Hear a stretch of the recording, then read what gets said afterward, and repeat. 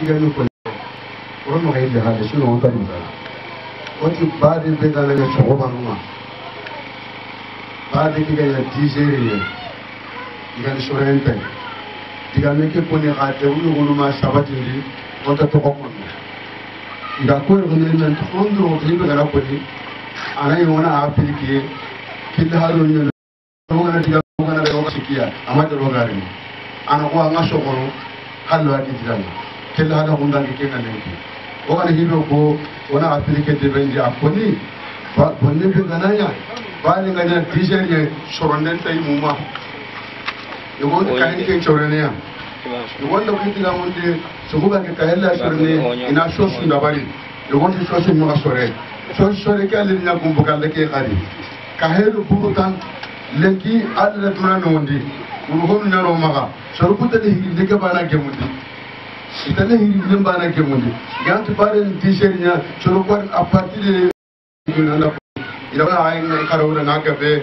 bono ndindano nyo ko tantai no wona hubuti ne bana ko tan nabi le mo so ko na tan na ta shena na kunni manda ke mbone kan ta ko hedon dia bono ndinde iga kunnendi tan na ta shire ala ni ga ne girni kamuna kan na tikulu min fa'i ay ge mirgi xela gela Allah ganda Allah mi gadan xani ka ama ko no dindi de kanga na ko no sunna ngalla mbutwa nana butu su ko le xana khayja tan na ka tishine de be kente dangi yodo baladi mala di bloqué ali dema tan na ka tishine to ko be ge to ko ta kasono tan na ka tishine to ko bana ganga anta kasono anta ko eno tan na ka tishine to hundo ni tandi to ko ka centa ko tini to ko ko ta ko tini karo e xamba khana garu gamaniya wona anta son kallemu alla khashonun koko khakamal layde ko yeke ci xala nga yaram to keta o moy atta hududullah faqad jaram alla tangana muti anga tangalla ke nga annandu toro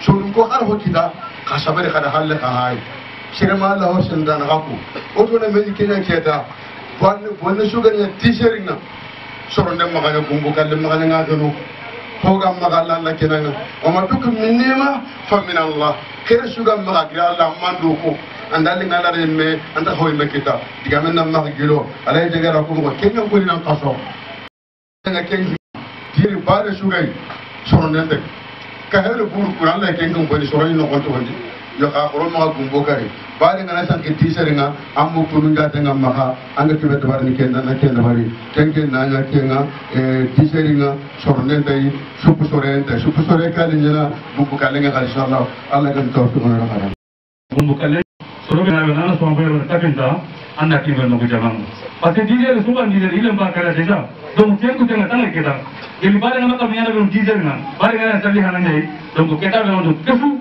kelo na to na no ni be kamare pate gami ka kina kama kwa kelo ma takar de bala yo be gumi al ken ko na ladu on kamare on le kan gumi kama ha donc bila kita Usia apa kana kara kana waktu nunggu bongkar nih? Honda meter enggak, honda meter enggak. Barang itu saya balik.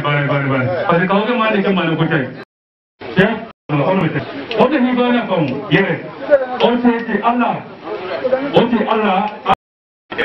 Cuma nak kalau kita nak mana kita nak kabarnya. Orang bukan lagi. Kata Allah dah pergi. Ayo, tante untuk sekolah muda ini saja. Nasi malam yang paling suka macam ni Juga, orang punya aku sebagai kiri. Sebenarnya bagi jam. Sebenarnya yang tu boleh ke mana kita bagi? Orang Allah bagi. Wallahi bila kita ini aku ni macam ni kata. Allah Rasul bagi. Orang kan Allah. Allah orang ni dia Allah. Orang kan Allah. Kau dah mungkin nang Allah. Kau kau ni Allah. Allah tu bukan dia mana? Kalau orang makan 3 minggu dulu, anu siapa? Apa bunyi yang terus ada? Aku. Ada seorang terus ada.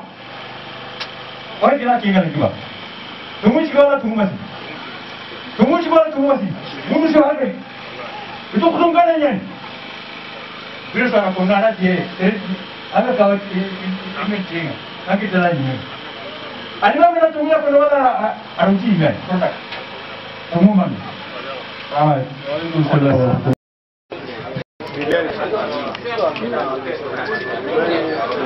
hona meteringa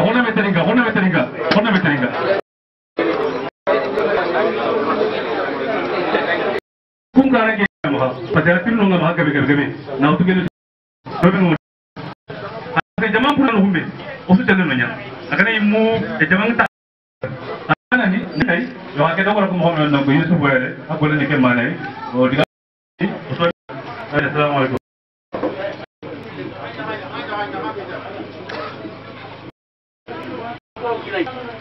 السلام عليكم ورحمة الله تعالى وبركاته. يو أخي kami yang guna makere aku lagi. Nah karena tinggal orang yang berdiri mana, karena tinggal orang yang nunggu pelan kama, kini malah nunggu tuh asal tinggal. Orang tinggal orang yang kalau orang nunggu dia, alasan tulen kali sejak papa daringa, insyaallah dia mana.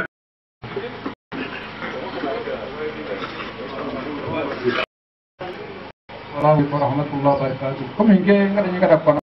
Nah, bukan ini pada orang arola dan orang tajam. Akem menyatu. Allah tu takuna minkum ummatan لا تكونوا الذين تفرقوا واختلفوا من عظيم الذي من يديه أتعطيني كلمة ولا تكونوا الذين تفرقوا أما يقول صوب الجهل قمنا نقول لك الله تمنوا أولئك هم لهم عذاب عظيم جمع أتقصد منكم اللهم صل على محمد وعلى مسلمين كم نقول كم وانو يقال قول خير انتي لا يقول كلنا على المغفر أكناني لا دمان تحول اللهم صل على محمد وعلى آله وسلم boleh kami juga orang hukum biasa mana kerja di sini ada kami kalau kami kerja ni kami harus jual kalau banyak ini lagi ko til ko to wandi ho aha bagadi suba ko malike wala ko honen corona kan Allah silaminu corona ko din ngara Allah ta kono din dana munda suba banake benyen boto na ka benyen boto kendo suba ke ka hendo awa akiye ke nyanya leke mun ka ta bana de yo ken ka de ra ta horo hore ke ken ka ta bana kendo nya ka meke lo golle banake paren kono kan Allah ngafiru wati benye ken bagati suba benye ambagati manu bidon tabe ambagati silamu chuar ko so gala tu baba do manyon gida nyakarunga shiro oto kumba ka hay oto nisiki ma oto gorenari manyon nari dura moto ni sagalu kana jaga dura moto to koron kono lai ndasere to okonna nyagayo gono kula kendi wadi di ase hari ka wudo misikini nyane aki nakara homon tamaha ila kemmi liki kota kama tambo bega kama le gala banana to sorano gara sorano banane tanna kata sere kuni sorano banane kilenta maha kama koron wala tajlamu haramuta ala nafsu dhulma wa ja'altu bainakum madru fa alati umma mituru kille shega kemma anasi ma qabran kenga oma dukun menema famin Allah koroma meto koron kan Allah ya ko ko ma tibe su ora meto ro khoni ma ya garendi ma yo ni mama beduka matakati so bisu sana alman ma bejentati o gana utana wala ni paten dawtu ko gana li shartu ko gendi an qabran ko ha oto bane ila ga tamina wala le mum fidia ko yima no mutu be cinyani yo ko na sharatindi kake manum manu oto kenge ta fiteda faminu bisun ko ti kanga kenna ti ko ngema kenna tundu ngema kenna ngi saka ajuru bari suda na taga wana to ke kam ko kana ti mu pam ke tawrai o patunya tiati akha bakara jungai ana bonya rajunga ana buku televishona donc kuna kenya manya soni ala kulli hal digamo mano yemo itiro anda to pona wajuma diga bakari mche kunda bakata sana anda to pona kenya koto sana anda to pona anga na kan ngani na timo benyato anga yo alenga makiyani na kemo mteza na gira ba aswa ba no kana duru ko tana sana ga to pona akama na to pona oga lolu beru ta onin pour ya onu ko kibare na utu sunu ko kibare na daga wara ga mo bil no man mewu ora wa sere pakke ko no Serebe ga ngawa daga nan ya kandi ona tentu haqqen ko ona kemani o akum kunan o yagaran kusin chombo ko ina daga sunka anna tamani me hudune bonon anga makebero yagudi anna kenya sungenga kaga na daga kana ira mun kutu na mobili nun mutu na jagon kodo kadi na daga sunka na den koron ka wonan diga mu kunya kam kere sima kenya kana ka hakoto. Assalamualaikum warahmatullahi wabarakatuh. Kalau nak kerja kenal, orang dia ni kini nak apa pun. Sebab dia mereka untuk baju. Ada mungkin aku beriman. Kalau punya poni wala, kalau aku ni tahu nak orang, kamu tadi, saya yang ni sudah ngaranya, kamu sudah ngaranya. Ada mereka luar mana? Anda ngaranya tahu nak kalau kamu apa pun orang kuat, orang. Agar kita kalau orang apa pun orang, kalau ini kita suka buat ada orang, mana mana soal. Aku ni jangan dengar aku. Kalau cakap, kalau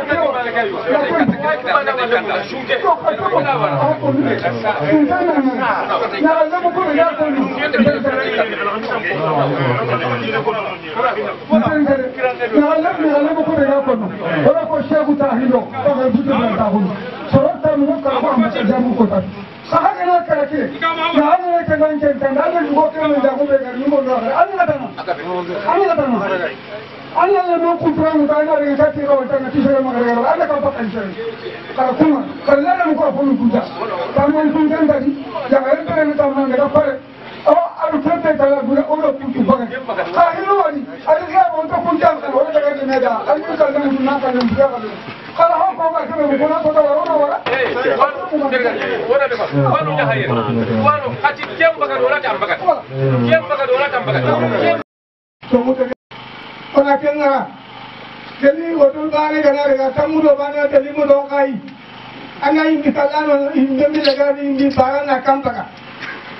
Ini barang kau nak kampaka tapi ini lagi. Kau tahu ini tu. Orang itu orang kau ini tu. Jangan nyuat jangan tokot jokan jangan tokot lupa. Orang tundang dah.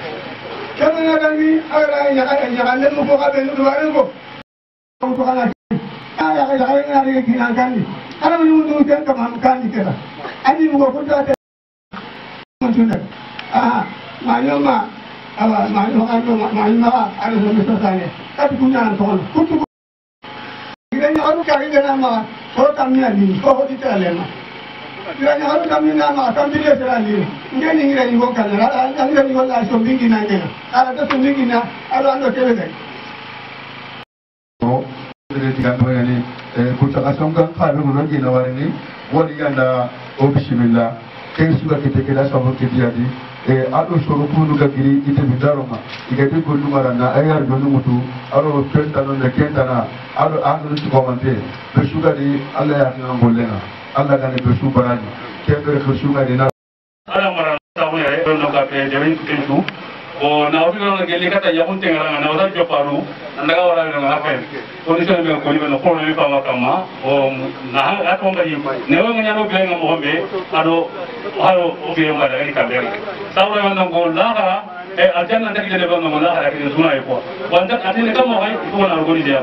Waktu kau ni jangan karanga, ani, jangan orang yang kau nanti udon sikin naga. Kella kena jauh. Odol sikin dah, nanti odol lembut orang tu nanti mana mari nanti imanyo. Atau orang tu ay anjauh. Jangan bilang kami kita jauh. Bila seorang ni kita anjauh. Dan cari doktor ni aku ni beri jurung kerana mana kami bilang nak nanti. Nah dan cari aku kusu bumi. Kita anjai, ambagai. Kian kore, ambagai. Sarondai, ambagai. Otesna, ambagai. Taman cuci, kesubagai. Sahaja orang tu bunuh tu ana, ada amaran apa tahu ni, asuh tersian kan ni. Jika mereka asuh usah bawa lagi, nanti anak kuih jamanga, orang kuih jamanga, asuh sih di mana lewat ini.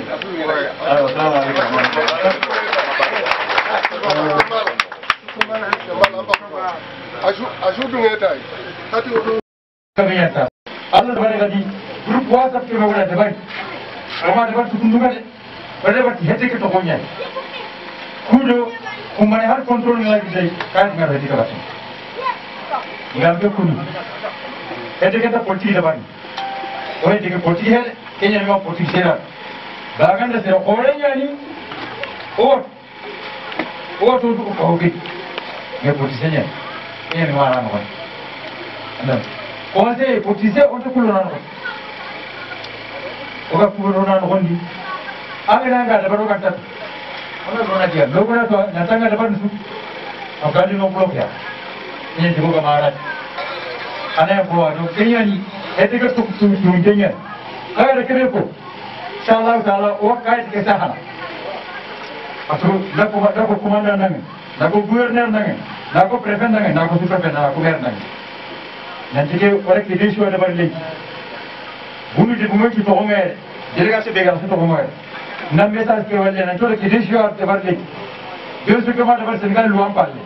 Senegal luang yang dah kau nanti mak bunden dapat. Pokok kita orang hai nanti ke bunden yang nak kamma. Orang pakai. Nah, tahu Senegal luang kam. Kalau dia makam. Kamu kaya lagi buku, saya kenapa? Dua yang kurang orang jangan pasal suara apa? Orang terpot. Dua yang kurang atas, dua kali di mana? Orang kata orang apa dah cuma. Apa kaya kita beri ide awal. Aku mengenai tu Iran kita oleh ini kanya nukon. Kami nanti ini kanya nukonia huni ini. Kamu yang nanya huna jibana sedang yang nukon. Kita kata le kamu kini nak, kamu kini nak. Mana segan orang, sedekahnya ni kalau kita orang dua medan ni, anak terus, yo, sedekahnya nak kalau kita.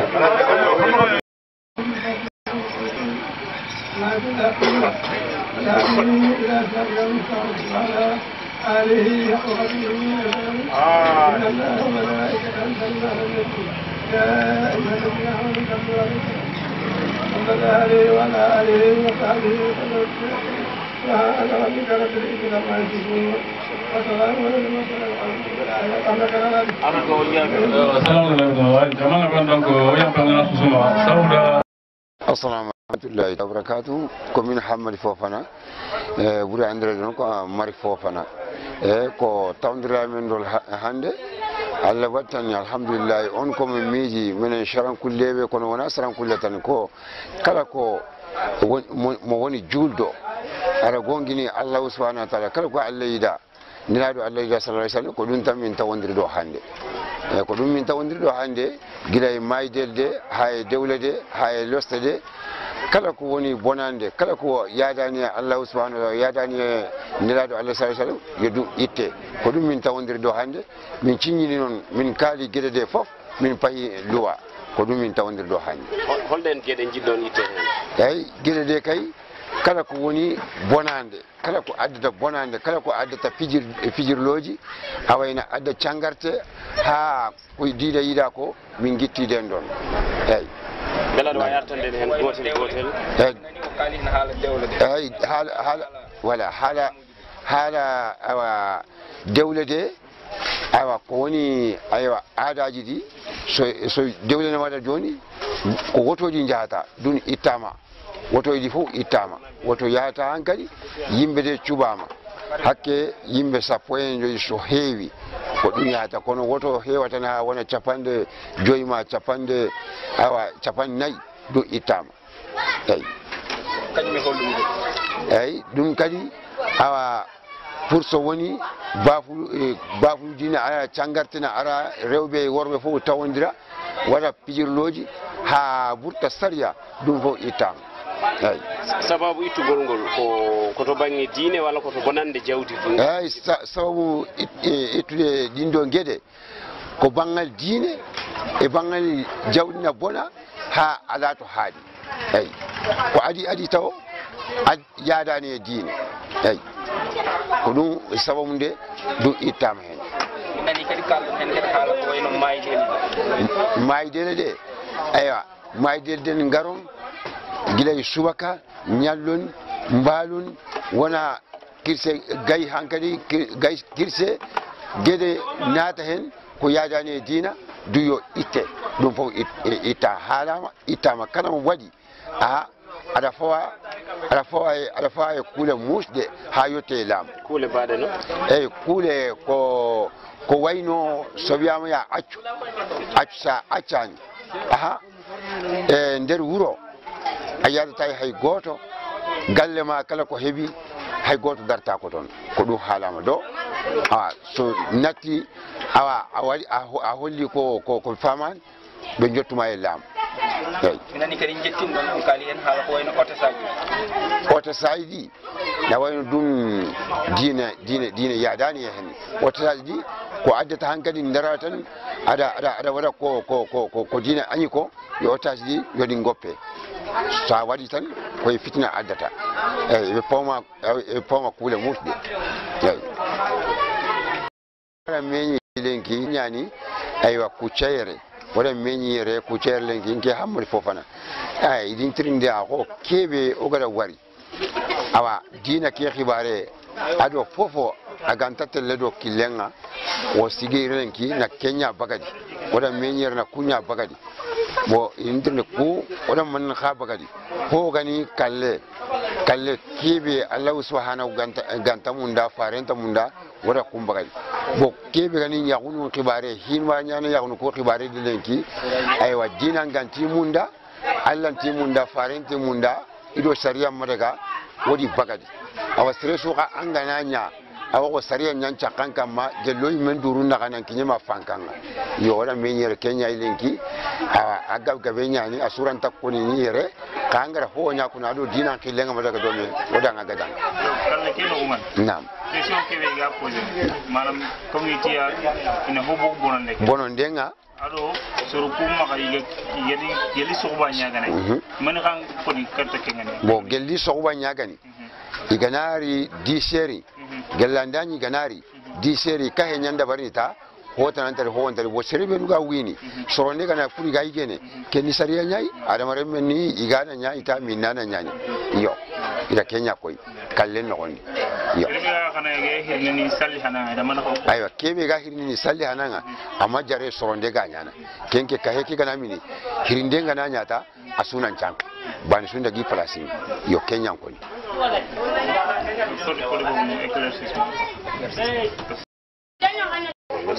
assalamu alaikum wa rahmatullahi ta'ala wa barakatuh kebe katta nyakan gua kebare yo Allah kenga ko mo dara sartun gubenu sariyan gubenu wo nyakan ko kibare ga sartun gubenu wutu gubenu ga nyaadi a gelli sun kayu ado woto na woto nu wutu bokken su bagadi bo igana nyakanga nani no kube aga legini soro tamiro karabo bo aga na daga kadi awa yirgande kebe ga nyana na bagasin kuma na abagadi bo kencu bagadi kaga na riko tabe bito ili shikande kasan soro be ga tokono kesa wala seran nangam kebe ga tokono abagadi bo nan wa munana labandi pour mani gati imaga giri jumam pallina ikunu muduna ndagi wara beranga qur'ana fa mo manci ga seken iga seken kama masalan awa ken suna do ewa keda Kenya min kana Kenya kiyama jaranga nyati Allah ita Allah ya kengai iyo Allah ya kengai wa yo nyaka ke ha webu wadonga tamando hutte ewa ko kallu mpili yigon paba yagaren paba yagara memu kebe kama sariya ngara kutu yagara memu kebe kama kenni ke kenkute aywa nyaka ke debe ke no gondi na changarte ke dabari ya kenchu yo ko gana ga adu dinan kilenga da tele ya kutu yo nawari اللهم لا علم لنا إلا ما علمتنا إنك أنت العليم الحكيم. Mes frères et chers, nous remercions le Créateur subhanahu wa ta'ala, nous prions sur notre prophète Mohammed sallallahu alayhi wa sallam. C'est moi Bassili Diawara, c'est du village de Kouchakassé et président de structures associatives, 2 ici au Sénégal et 2 en France. Donc ces structures-là, nous avons créé une structure associative qui s'appelle Soningo de Bougoumfédé, qui regroupe 25 villages dans les 2 départements. Département de Goudiri et département de Tambacounda. Et j'ai aussi une autre association. J'ai créé une association parallèle en France pour pouvoir bénéficier des lois 1901 dans le cadre juridique pour que nous puissions avoir des aides au niveau de la France et à partir de l'État et puis aussi des bailleurs de fonds et des personnes de bonne volonté. Alhamdulillah, cette structure-là, depuis qu'elle a été créée ici, s'est bâtie d'abord pour faire la reconnaissance. Donc on a fait la reconnaissance auprès de la préfecture de Goudiri. C'est Mme Senebki qui était la préfète. C'est elle qui m'a aidé à voir ça. Dans de bonnes conditions. Et puis depuis lors, quand je suis parti en France, on a fait le même association relais. Bon bref, donc aujourd'hui, on a fait une grande rencontre. Une rencontre entre les chefs de village des deux départements, département de Goudiri et Tamba, et en même temps des imams de ces villages, Soninké, et les notables. Nous sommes réunis pourquoi? Nous sommes réunis pour réfléchir, regarder les gaspillages que nous faisons dans les événements, dans les mariages, dans les baptêmes, dans les cérémonies funéraires. Nous nous sommes rendus compte que ces gaspillages-là nous causent tort à tout le monde, les riches et les pauvres. Et surtout, c'est nos frères et sœurs qui sont à l'immigration. Ce sont ces frères-là que la SARF revient. Donc nous nous sommes dit, c'est anormal que responsables comme nous, responsables du village, les imams, les notables, nous nous laissons nous détruire nous-mêmes. Donc c'est pourquoi aujourd'hui nous sommes réunis et tous les chefs de village des départements sont réunis aujourd'hui, et les imams et les notables, à la présence des journalistes de la presse de Goudiri. Et nous les remercions, Amour Djibibari et Amour Faïnke. Et chaque fois quand on a besoin d'eux pour couvrir nos événements, ils viennent. Donc franchement, moi je n'ai pas de mots à vous dire. Parce que tout ce que nous faisons, si on ne monte pas au soleil, le soleil ne peut pas éclaircir ça. C'est vous qui êtes la lumière de Bundu et Kazaga. Et puis il y a pas mal de saletés qui étaient dedans, ces saletés-là. Il y a pas mal de choses qui n'ont pas été faites par nos responsables et par nous-mêmes. Et des choses qui ont été faites par les immigrés. Que vous avez montré ça. Les avantages de Bundu et Kazaga et les inconvénients. Franchement, moi en tant que chef de village, en tant qu'acteur de développement, et je vous remercie, franchement. Et je suis avec vous tout cœur. Inch'Allah, nous ferons tout ce qui est dans notre disposition pour permettre l'engagement que vous avez pris. Pour soutenir l'engagement, c'est-à-dire qu'on ne soutient pas l'engagement, on nous soutient nous-mêmes. Celui qui arme en combattant dans le chantier de Allah, il s'est armé lui-même. Donc vous êtes des combattants dans le chantier d'Allah. On vous remercie. Donc aujourd'hui, le thème c'était quoi? Les mariages, les gaspillages dans les mariages, les gaspillages dans les cérémonies funéraires, les gaspillages dans les baptêmes. On a pris la décision de dire que désormais, à partir d'aujourd'hui, c'est fini. D'abord, on a commencé par les décès. Quelqu'un qui est décédé, on ne le souhaite pas. Ça, c'est avec nous. Le Créateur subhanahu wa ta'ala a créé la mort avant de créer la vie. La vie plutôt. Donc, et ça, et nous sommes dit, on est tombé d'accord, que quand quelqu'un est décédé, et l'enterrement c'est à partir de 9h, 10h, 11h. Seulement, les gens qui vont venir, les autres, on les prépare seulement du café et du pain. Un déjeuner simple. On n'égorge pas un poulet, on n'égorge pas un mouton, on n'égorge pas une vache. Désormais, à partir d'aujourd'hui, on a fait un arrêté sur ça. Et puis on est tombé d'accord aussi. Quand l'enterrement a eu lieu à partir de 14h, en ce moment, les gens qui viennent de loin, là, si la personne a les moyens, il peut tuer ce qu'il a. pour préparer un repas pour les gens qui viennent de loin. Nous sommes d'accord pour ça. Après le décès, après l'enterrement, tout le monde se disperse. Il n'y a pas à rentrer ici, à sortir ici. Ça, on a décidé ça. C'est ça que le prophète al-Sassam nous a enseigné. Et c'est ça qui est bien pour nous, et qui est bien pour notre économie, et qui est bien pour notre famille, qui est bien pour notre environnement. Parce que ce qu'on fait maintenant, c'est un dégât environnemental. D'abord, il y a ça. Nous sommes tombés d'accord sur ça. Et pour les mariages, louer 3-4 voitures, car c'est fini. C'est le car.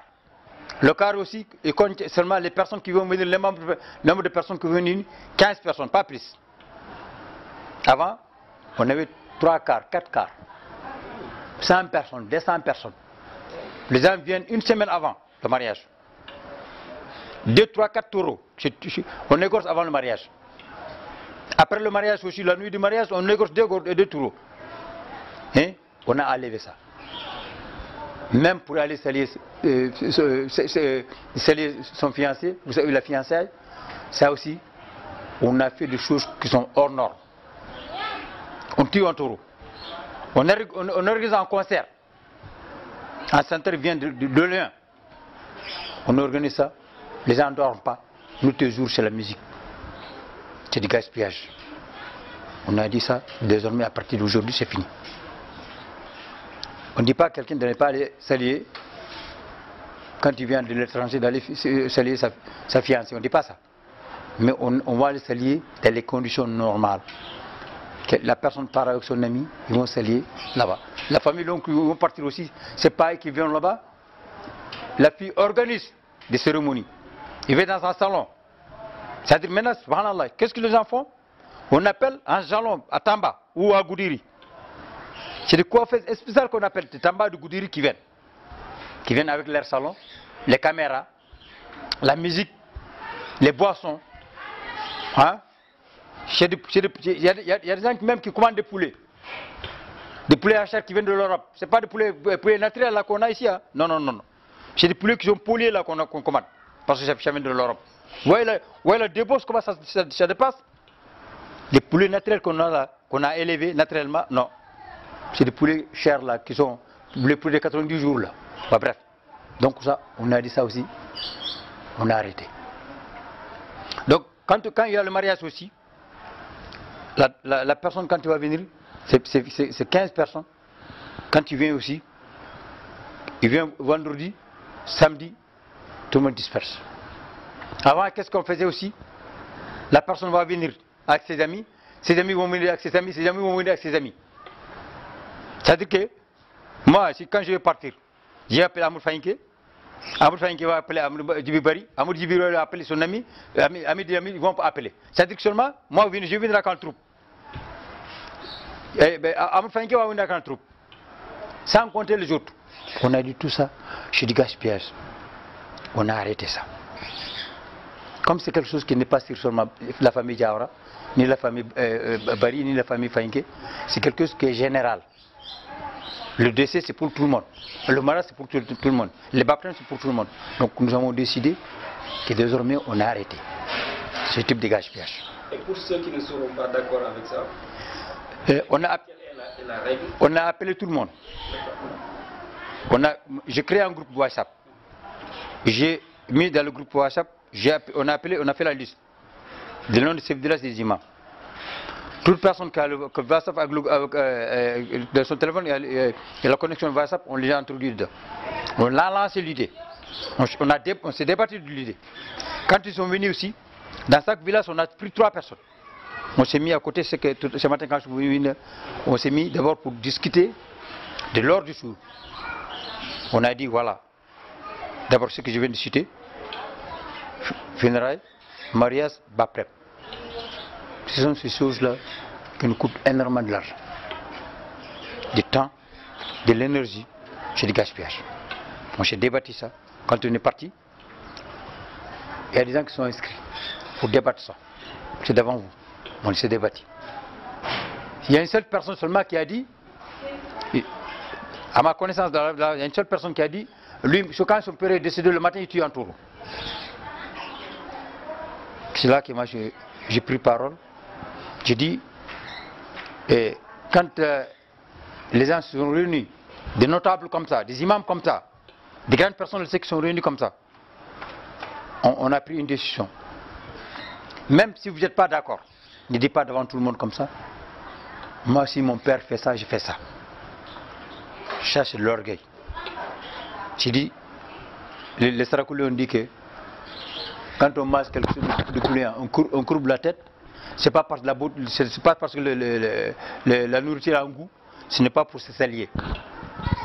J'ai dit, c'est pourquoi il y a certaines choses qu'on ne dit pas en public. J'ai dit, il y a des gens qui sont là, qui donnent inscrire ce qu'on fait. Et puis il y a des gens aussi qui sont là. Je dis, ça veut dire que vous avez les moyens. C'est ce que vous dites. Ne dites pas ça. Donc cela veut dire ceux qui vont contre ce qu'on a décidé. On va, tout ce qu'on a pris comme décision aujourd'hui, on va l'écrire. Ils m'ont chargé d'écrire ça. Ce que mon frère a écrit, la liste des présence. Je vais mettre ça dans le groupe WhatsApp. Quand on va, la décision qu'on a écrite, je vais mettre dans le groupe. Est-ce que c'est ce qu'on a décidé? La majorité des gens, c'est-à-dire qu'il y a une seule personne qui a dit non ici. Si tout le monde a dit ouais, c'est ce qu'on a décidé, c'est là, j'ai fait une affiliation au sous-préfet de Bala, au préfet de Goudiri, au commandant de la gendarmerie, au gouverneur. Dites que voilà, ce que nous avons décidé. Nous avons décidé ça, c'est en accord avec les lois du Sénégal. C'est le Sénégal même qui est contre le gaspillage. Le Sénégal même qui est contre ce type de mariage. Les ONG même sont contre ça. Les ONG même ont dit aux Sénégalais, nous on veut vous aider, mais quand vous cérémoniez, vous faites trop de gaspillage. Les gaspillages peuvent développer. Donc nous, ce que je dis, ce que nous sommes en train de gaspiller, on peut orienter dans d'autres domaines. Comment on peut orienter dans d'autres domaines? Les gens n'ont pas compris. J'ai dit d'abord, j'ai dit ce que j'avais dit. J'ai dit Amadou Fayenke, Amadou Djibibari, j'avais dit, il faut 4G ici dans le département. Les gens n'ont pas compris. J'ai dit 4G avec le 4G aujourd'hui.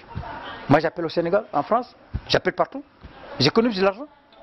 J'ai mis 2000 francs, j'ai une connexion pour 2200, j'ai une connexion pendant un mois. J'ai dit, ce que je consommais dans le téléphone, nous en tant que responsables d'immigrés, on peut dire aux immigrés aujourd'hui maintenant, vous appelez votre famille gratuitement. L'argent que vous mettez dans le téléphone, on a besoin de faire un réseau d'adduction d'eau. Chaque personne 100 000, il sort 100 000 facilement. S'il n'est pas sorti, je dis mais avant, attention, nous sommes battus pour avoir le 4G. Tu téléphones gratuitement aujourd'hui. Et en aparté aussi, je remercie le colonel Kadhafi. Parce que c'est celui qui a fait ce geste-là pour que l'Afrique ait son autonomie. Donc, franchement, voilà, c'est ce qu'on a décidé aujourd'hui. Pour notre bien. C'est pour notre bien. Parce qu'il y a trop de gaspillage.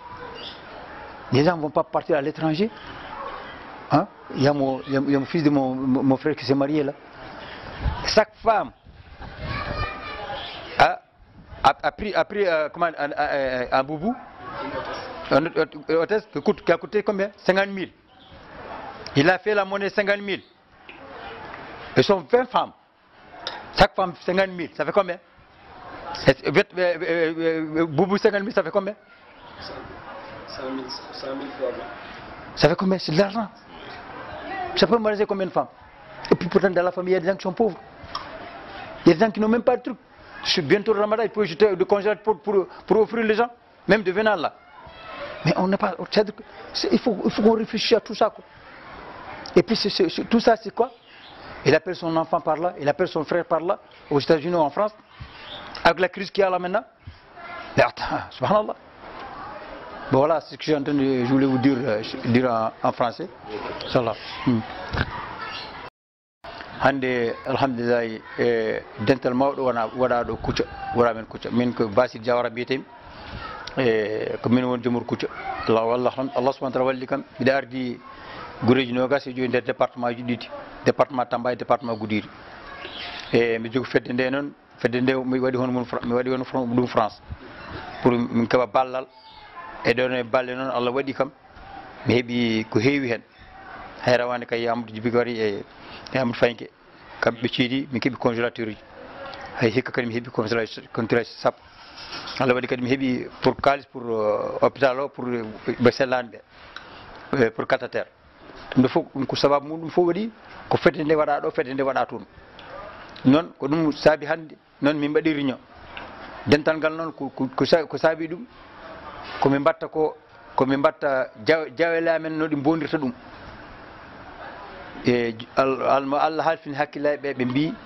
no jareten noon mi potani yarde noon garen nden enen jomuroɓe enen almameɓe enen notable gureji ɗi garen jooɗen kaldiren hakkudeji men Allah waɗi noon min mbaɗi créé groupe WhatsApp nani min jeeyi gureji o foof min kalni ɓe min ɓami numéro téléphone jomuroɓe ɓe foof on noon waɗi sababu min waɗi groupe WhatsApp o groupe WhatsApp noon wonanta sababu hankkadi kala ko woni e kala ko kewi soko jaam ko heewi e mana e sarankulleɓe min mbaɗa ɗum annoncé soko tana kadi min mbaɗa ɗum annoncé foftina ɗum noon saabi hande min mbaɗi réunion pour min kolla alhamdulillah min mbaɗi réunion minen fof min jaaɓi min mbi noon e ma so neɗɗo maayi min mbiyata oto Allah waɗ ɓarke ɗum ko Allah ko maayi ɗo tagui haadema tagde gurdam so neɗɗo maayi lajjole notte neɗɗo so taw lajjole notte makko subaka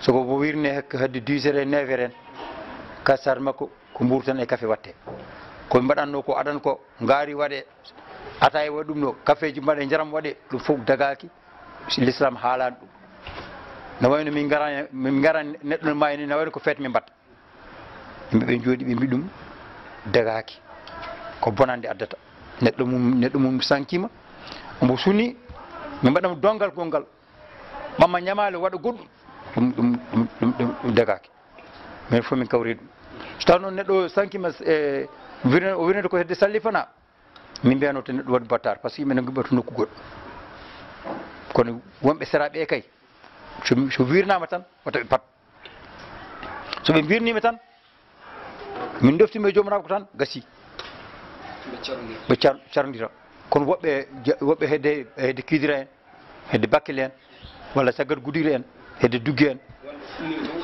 to woɗɗi ɓen a wata wiide ɓe gaare o ɓatta ɓe luto o batta surtout laabiji ɗi moƴƴani ko joni ɗi laabi fuɗɗi moƴƴude dow gureji ɗi laabi mum moƴƴani te kadi ko rewɓe to ko cellal ala joni ɓen noon aɗa wawi defande ɓe pofto seeɗa ɗum base ala ɗum min kawri ɗum so ɗum benni kadi min mbi e dewele ɗe ko watte dewele ɗe ko watte dewele he ko saria haalani ɗum min mbiyan neɗɗo oto waɗi jangge mum de min mbiyani ɗum kono yangue ko foti wadde ko ɓurti ko fof kala ko ɓurti moƴƴani min mbi dewgal ngal kalisi mum temedere ujunere million ngaji degaki kenen puɗɗima wadde ɗum ko joguiɗo watta ɗum ɗaniɗo watta ɗum mo ɗannaki o noon min mbi min jii ko masiboji ko goni hen ko sukaɓe men fof eɗen mooli Allah anani ɓaata hakkude sukaɓe worɓe cartake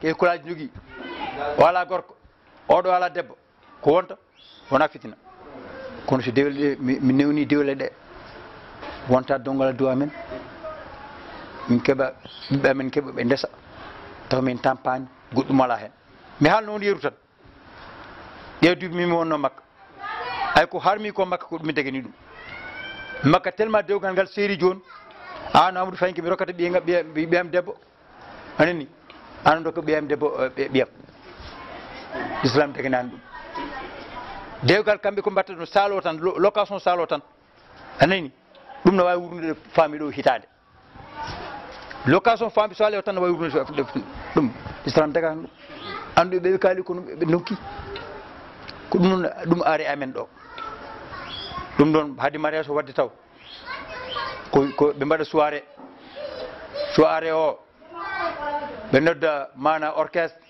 o ɓe nodda coiffeur gimmo tamba walla gudir enen on adda salon makko adda caméra ji makko adda makko robuji o ɓortoto laabi ɗiɗi laabi tati robo fof eɗen muuli Allah ɗum no wawi resde debbo ɗum noon min mbi ɗum vraiment ɗum ko hakkille ɓawaɗa ɓamɗi ɗum quoi ɗum fof ndemowo wawa heɓde ɗum gaynako wawa heɓde ɗum sona ɗum ko jaariga molnaɗo kono wonani ɗo jogui nayyi tawitanaɗo heeɓa ɗum ɗo fof ko fayi ko dandiɓe noon enen fof en danndi ɗon ko pour keɓen hunde pewnoy ko amen wona eɗen ɗanno kay eɗen mbaɗa marto piquet eɗen mbaɗa nettoyage gara ɗo jamma goto tan bonna ɗum lancita ɗum vraiment hunde hakkille rewan ɗon min mbi ɗum usto joni noon so degal waɗama wona autoji tati nan nayyi no mbami karuji ko kar goto kar o noon ne min mbaɗi limité yimɓe makko ko yimɓe 15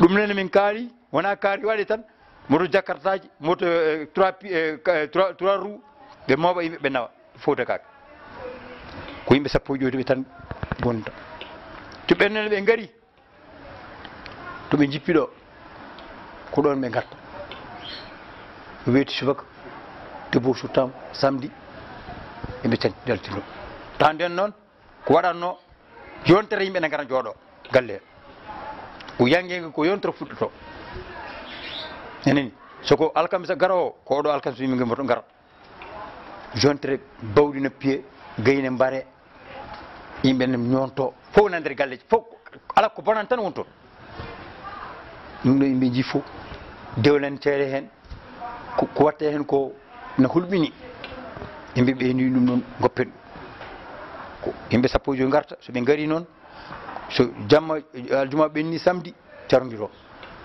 wona neɗɗo nakkata adda yimɓe maɓɓe te ano saɗa ara gadda yimɓe ma gadda ɓeɗon gaddaɓe ko ɓen defata yimɓe rewɓe wonɓe wuuro ɓe ɓe defata ɗum noon fin kaali ɗum de par ce que rewɓe wonɓe wuuro ngo an adda rewɓe 50 ɓe tawi rewɓe 50 no ɗo wuuro ngo ɓe defa rewɓe 50 haade ɓe kawto ɓeɗo sa rokkiɓe kam fof peccata ɗum so ɓen jaaha kadi ɓe mbaynoma dokkaɓe ɓe mbi ɗum fof woppe so dewɓe mana gara rewɓe wonɓe wuuro ngo ko ɓen defata wona adda defoɓe ala min mbi ko aydi ko goto koye na hen ɗum min mbawiti ɗum saɗa ara adda debbo goto wonno lesma ko cukalel omo hollamo aadi omo hollamo jikku no foti jagguirta gorko makko no foti jagguirta ɓesgu gorko makko onno hollamo ɗum ko koɗo taw min mbi ɗum min mbawiti ɗum sunna haalani ɗum de min ɗum ko ɗum sunna moƴƴo ɓaari nelaɗo kala ko tawi ko namoji ittani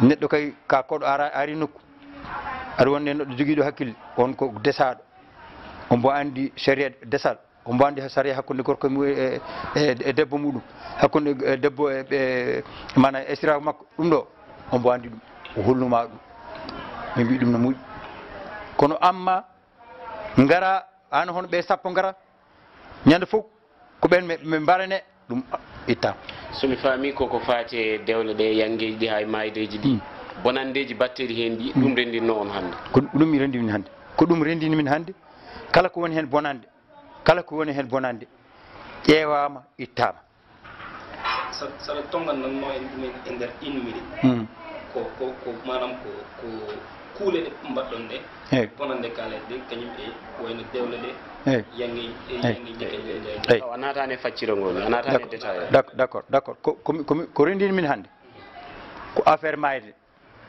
so neɗɗo maayi ko watte bonande ko ɗum ko goho dewgal ngal dewele ɗe ko watte hen ko bonande ko watte hen ko ɗum ittama mariage eno wiyete kadi inde nde ko watte ko bonande ko watte inde he ko ɗum min guitti hannde ko hannde ɗum ɗo woni dental ngal ordre du jour o ko ɗum ɗon so neɗɗo maayi ɗumin mbaɗirta maayiɗen en ni rewan lawol min guitti ɗum so neɗɗo na rese desal ngal min mbiyani ala kono ko faye desal ngal joni ko bonni aadi ala aadi ko ayi tubako min ɓami goɗɗum min ɓami ɗum ko bonande addata min guitti ɗum kadi so neɗɗo heeɓi ɓiɗɗo ɗum ko weltere mawɗo kono weltere ko addantuma bonande ko aɗa ñamlo hitande aɗa yoɓa ɗum min mbi ɗum ala hen min guitti ɗum calliɗo yaadude moon noon calliɗo alhamdulillah hannde noon min jettimi Allah hannde ko neɗɗo goto tan wi ko mayde nde tan neɗɗo goto tan wi so kanko so bamma ko mayi hay subaka warat gaari Allah waɗi noon min mbimomi ko kalɗa ko e yaadani e lawol wona an tan woni ɗo ɓeeɗo mawɓe fof ndendima ɗo département Goudir département Tamba almam fof sarankule woni hen dimo fof woni hen notable fof woni hen woɓe noon ɗo ɓe keeɓi 70 hitan 50 hitande ɓen wona maire adi ɗum min ɓen ne wayno affaire mabɓe gasi aduna he ɓe jii hanki ɓe jii hande ɓe jiiya janggo ko ɗum ɓe gandi haade mabɓe yaade min daro min pewna ko amen min mbi wona kamɓe pewnata ko minen ɓe pewnata ɗamɓe kamɓe ɓe jii no ɓe guurira hanki ko kamɓe jibini min ɓe jii no ɓe mbaɗi dewle ɗe ɓe jii no ɓe mbaɗi gente ɗe ɓe jii joni no mbatten ɗum min gandi to jaten to ko bontami kuccu ɓe mbi sukaɓe gartire hakkille on duttede kal jawele moɗon ɗe oɗon mbawi wadde nokku goɗɗo sowona ɗum ɗo nder fijirde ko ɗum kolle mbimi ɗum noon te kadi mbimi ko mbiyatmi en ko mbiyatmima ko min ko wasato hooram ko mbiyatoma ko on ɗeɗo dente so mbaɗama haallaji oto haal ɗum par ce que aɗa wondi yimɓe mbiyata ko kaari haali ɗum ko mbi kaari haali ɗum mbi te kadi ɓeɗo yimɓe ɗo ko saabi Allah tan rendi yimɓe ɗo ko kalta ɗo ko Allah ne wawi ɗo e lawol ngol hunde heɓma taw wona dabara hay batte ko Allah rendini ɓe o tawi aɗa watta ɗum sabote noon Allah waɗi noon min mbaɗi groupe whatsapp waktu somin waɗi groupe whatsapp he so Allah jaaɓi fof ɓe mbi ko ɗum ɗo kalɗen min jaaɓi ko ɗum ɗon kalɗen mi winda dumoguro fof e imam fof mi nodda ɗum so ɗum bennimi walla sous-préfet amen bala ko siége social association ko ɗo woni kucca ko bala min goni mi holla maire bala mi hella sous-préfet Goudiri mi hella commandant gendarmerie départemental mi waɗa copie affiliation gouverneur ha oɗo de komin mbaɗi ko Sénégal hoore mum añi ɗum ko lawol Sénégal min dewi minen noon ko minen goni ko onon ko minen joɗɗini ɗo hande gouverneur et président de la république procureur ko minen joɗɗini ɗum ɗo hande ko loi mon min mbatta ɗum appliqué à l'échelle départemental à l'échelle hakkude guureji ɗum noon ko ɗum saabi mi winda préfet ji mi wenda mi holla ɓe so ɓe gandi ko woni komin waɗi ko ala lawol ɓe binda min ko mbaɗɗon ko lawol Sénégal jaɓani ɗum ɓe kolla min no min mbatta ɗum min jiiɗa yaade taw mi yardani laamu ngu ko ɗum ɗon joni mi jiɗmi hallande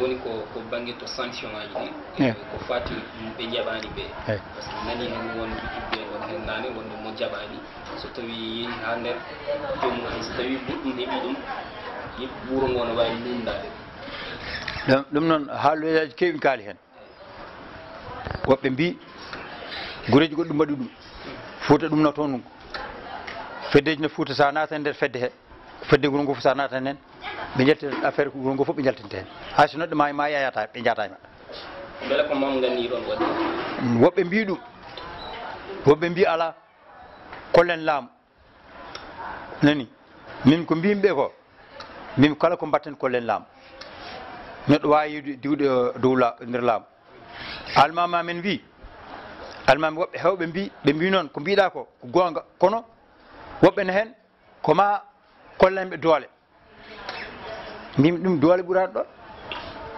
somin kolli laamu ngu ɗum ɗon a yaade saria kala mo yahani hen ko hano yalti hoorema nder saria he mbimi ɗum so neɗɗo wi natta hen nden dow mum nawayno yarti nder saria Sénégal so yarti Sénégal noon a wona hakkude ɗo asamane e leydi ndi taw ala nder Sénégal so leydi Sénégal wona ko ɗum Allah wi ko ɗum kalmi eyi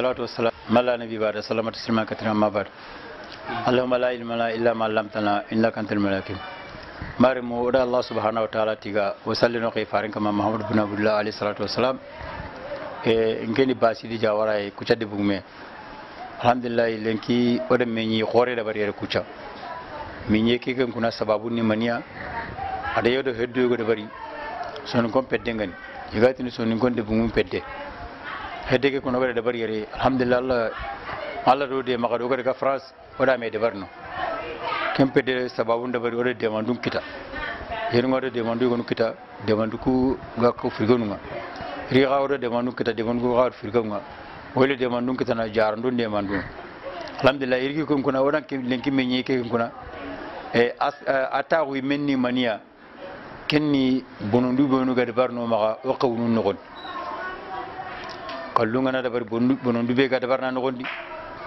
jagunu nga na dabar bonondu be no ga barna nogondi immancu nga na dabar bonondu be ga do wono baro alhamdulillah bundu almaminu di debugumu di soroshiru nyankahi nantagu nanti kema nyoma daru kebe go nyoma daru kunduhe karun ni lekata daru unyi lekato dinanga unyi lekato sunanga oye farenga kebe to nyi lekata o kebe de barni bonon denyan kenyan ci kuna lenki oti serenga nakar bari Allah do kallem pinata ga kata ga birante ka serenga nakar gilli akama ga hirndini ullu hanyai ona ka hende barta na murun da baraka manda tambi se kallenta di gumbu kallenta di nyiga ko benta di hari parenta ko su wakle kenyi ken ko na dangi serebe gana bonne ngana da bari akama ga hirndini salli hanan palle ay oti ken kuna ora karindini mona ira ton joro kudo suru kubenu garni no latenga inakatu higene inakatu mana o su wakile ken kam kengana dangi kat otu nyaga no kumenu ga dabarni ona nyaga ndabari karnu sikina katinari kar su tampile tanji keshere kata kenyi megarini nyaga nu nyana ko eso nga tagu ega nyaga lemon alhamdulillah oda ke su bagadi oti kunaga desibe de berlinki nanti ha nyaga ngana ide barni mobili bane mobili ke ga ne maga dangi sorta mi lokal mutukumunta walla kane mutukumunta walla halle mutukumunta walla kane mutukumunta walla kan surtout gari ke turawrun qibare be gar sasa oti ke suntade kengena dangi gadi komi yagarun kusu kusu kuyunde ogatile nanti serenne gi yagarun kusu kunyi oti kencu nangare bari salon nyan krini kendi toure nyanda barni hono anda barni silama ko nyimme gan silanya ma ko nyimme har kahir ko anta dabar kahir ko menta dabar parce que sagi man dabar jagu ngana dabar sali salunya dabar mesim kabante nyo sagi mesi nya tum on turana ngutu anari ana turundi tamani me wujune kenta ko to gadi tunde sudi rame ke sukash bonon denye ana yam pami ke no gondi wallahi miskinu ngadi nya hori nya kame menti mak otona kengara kunni huani agadi ataga nencha kastrano ko kamma ona kende bari serebe kamatre an kende bari kammo koy an matre an kende tan kammo ko kenyi me gaga he jagunga na koto ko na dabari ko men kamatre o dum ko yagin kammo koy ndegin bon de nyanda bar do koto no kewar ken ga na dangi imancie oti imancie chenu lu enke ora ken ngara na chenu lu ora ken tuarte chentu lu en ken ga na dangi komi nyaganga nanya nyagalle mo nganari samdin ko tanga su sankinia so mi so sana mbane an to kono ngani aduma ni maka kot sharnan to kono sarna kapale man to kono hota to kono ngani ora ke subakati ken ka gana dangi juman ne lenga yokun ku ben garu ga tan tarin ko dan tarin tadi de nantina likata no kundan ta gasuna li kamera na laga filmene oti kan tati manni annan yokunya kin tananna kini anyakin sirkiri ne men tadi on teteli nan duwa hotel mission ne daga duwa oti ke subakati ken ka gana dangi nanti robu nyani robu marié miti humbe be ngita to hunti me daga to be ko na daga dum bi ha robu mare ala ya no terme la